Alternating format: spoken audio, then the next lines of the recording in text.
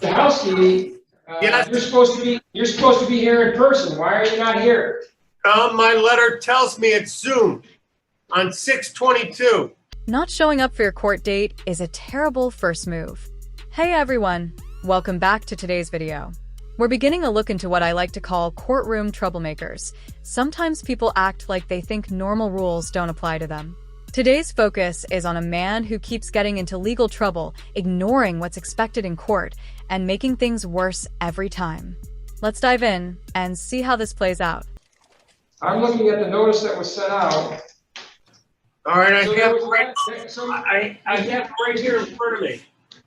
Mr. Chowski, Yes. your original letter that was sent out on March 23rd said that it was to be via Zoom.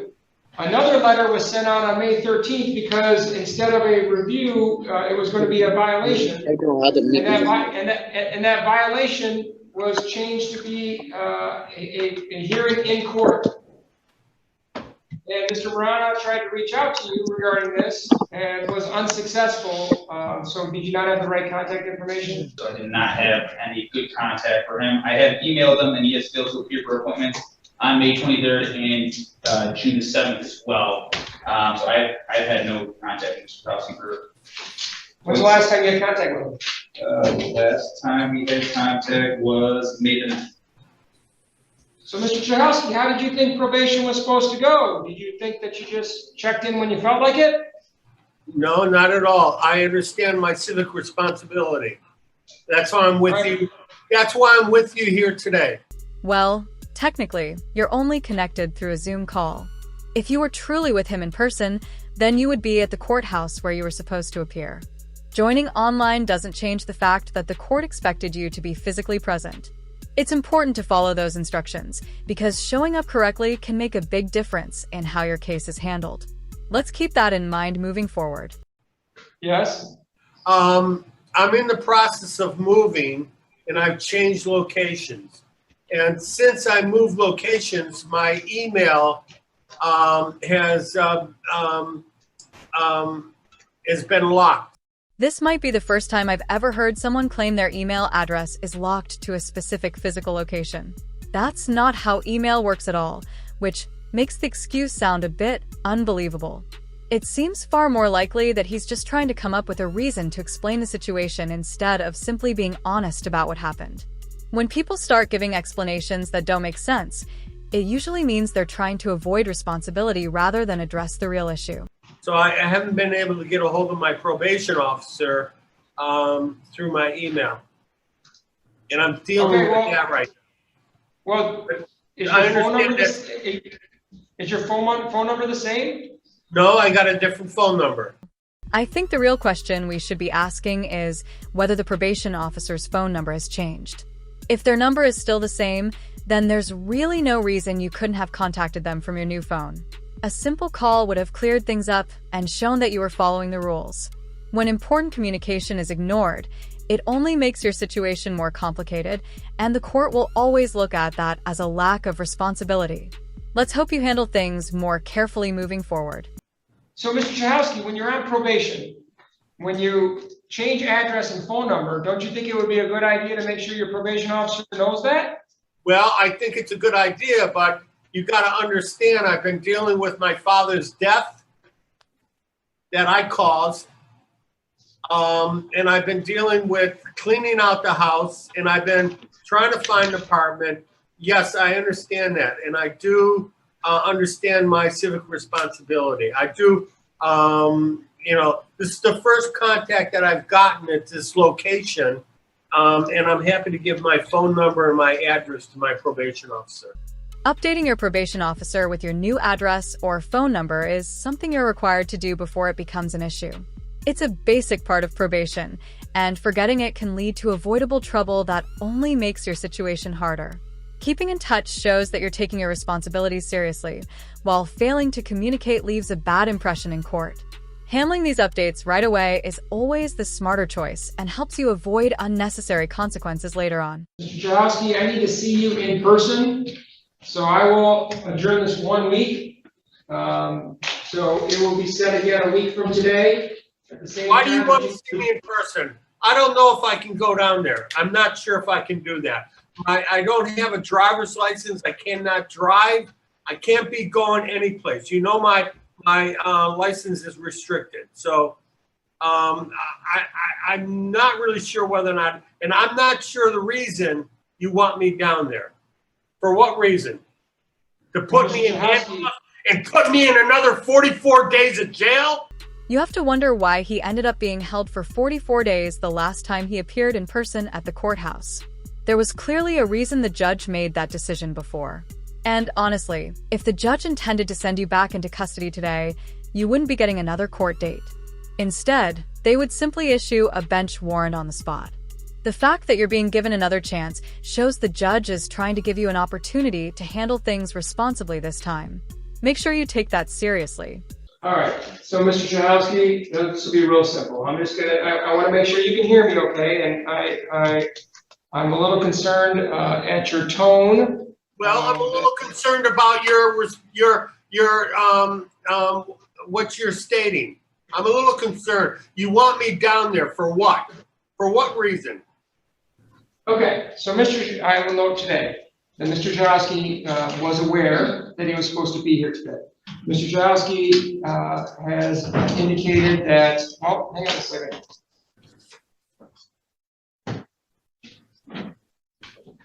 Mr. Chahowski, can you hear me? Mr. Chahowski, can you hear me? Yes, I can, officer, or honor. All right, this is real simple. I'm indicating to you right now that it is the order of this court that you present yourself to the court a week from today. Are you telling me? I'm not going, Your Honor, I'm not going to court. I cannot get there, all right? Period. That's my life. When you fail to show up to court after being instructed to do so, your life can change very quickly, and not in a good way. The first thing that usually changes is the view around you, because you may end up spending time in a place with very different walls than your home. If your license has been revoked and you can't legally drive to your court date, that doesn't excuse you from appearing. You're still responsible for getting there one way or another. In that situation, the smart choice is to plan ahead, find another way to travel, or simply walk if you have to. Showing up is always better than dealing with the consequences of not appearing. My probation officer knows my, and he can adhere to that. I cannot go to court. Last time I went to court, they put me in handcuffs and put me in jail for 44 days. I'm not going. Was that, Mr. Chahowski, was that? It really is unfortunate, because I've watched this judge many times, and he genuinely tries his best to keep people out of jail whenever possible. He gives chances, offers guidance, and tries to help people make better choices. But in this situation, the defendant is so uncooperative and stubborn that he can't even see the judge is actually trying to support him. Instead of paying attention and accepting the help being offered, he's making things harder for himself at every step.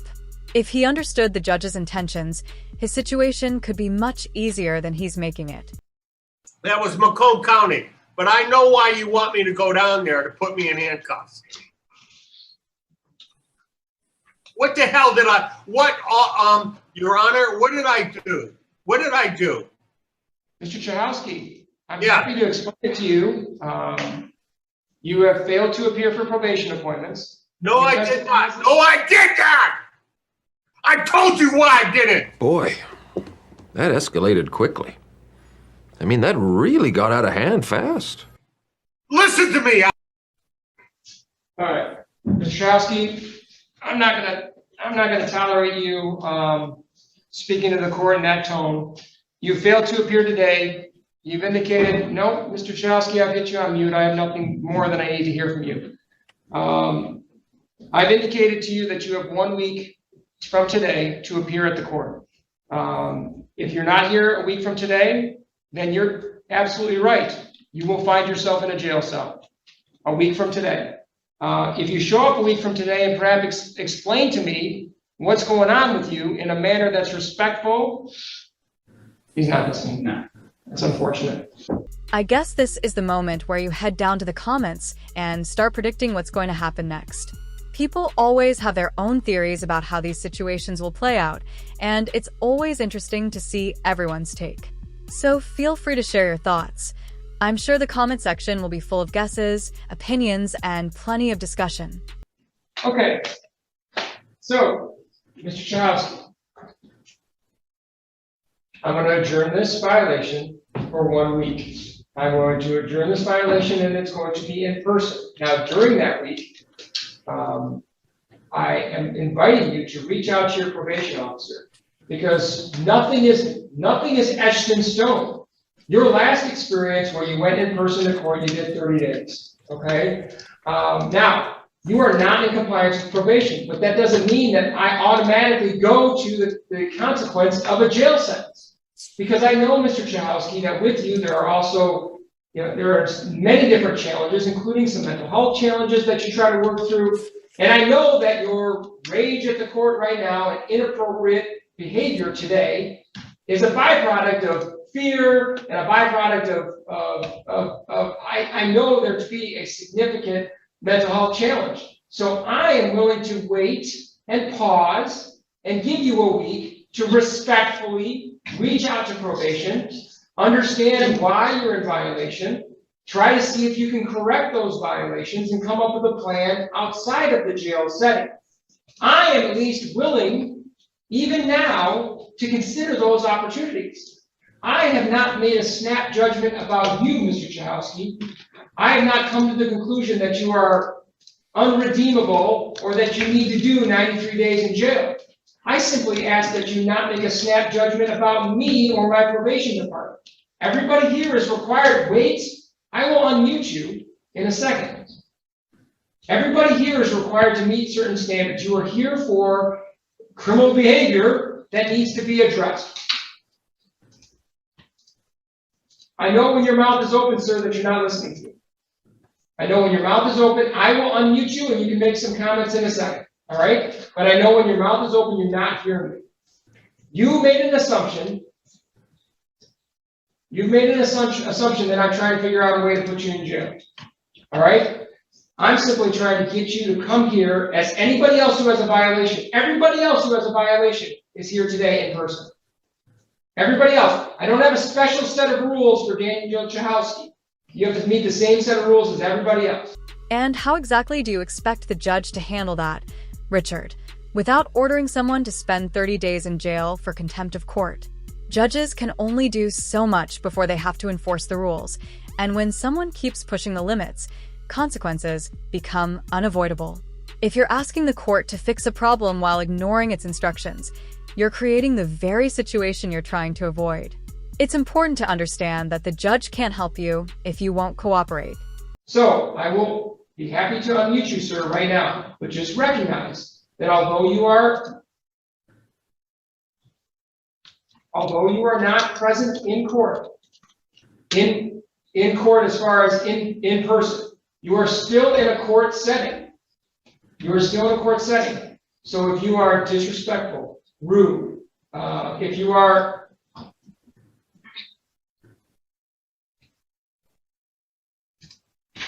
If I unmute this, sir, and you use language that's inappropriate, I can find you in contempt of court and sentence you to jail. Yes, I can find you in contempt of court.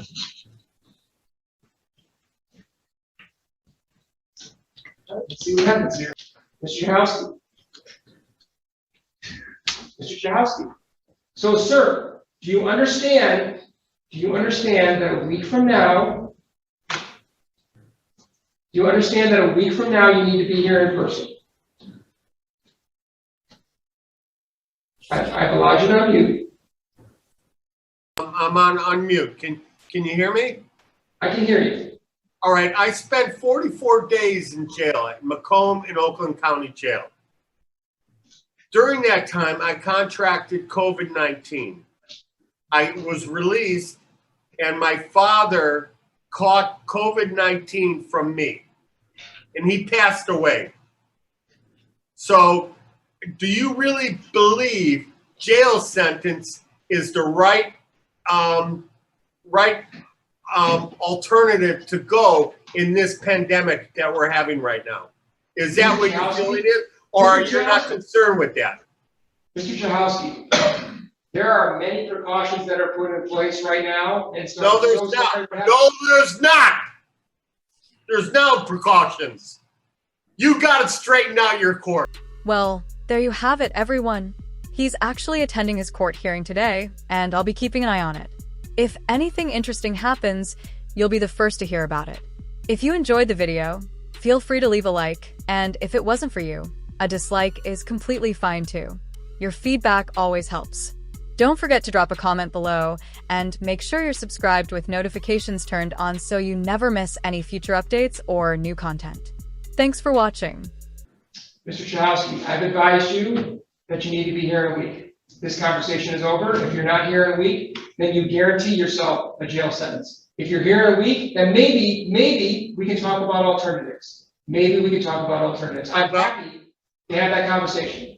All right, Your Honor, I will contact my probation officer, but I won't be there in a week, and I want that down on record. Okay. And Mr. Chahowski, I want to make sure it's also down on the record that I advise you fully that if you're not here in a week, that a bench warrant will be issued for your arrest. This conversation is over.